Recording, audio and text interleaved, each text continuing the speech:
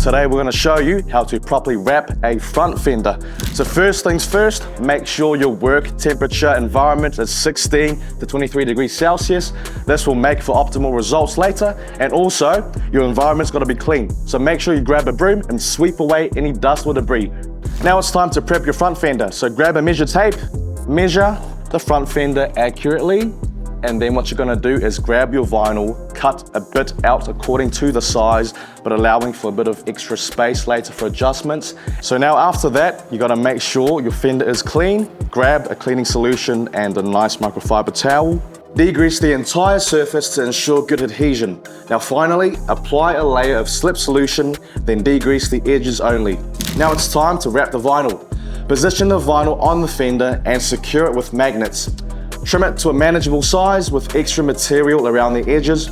Now carefully release the liner and anchor the vinyl at the top corner. Use a heat gun to warm up the vinyl, making it more pliable. Slightly stretch and squeegee the vinyl into place. Focus on recessed areas first to avoid adhesive lines, then tackle the flat areas. Before squeegeeing, add a light mist of slip solution on the squeegee to help with the process.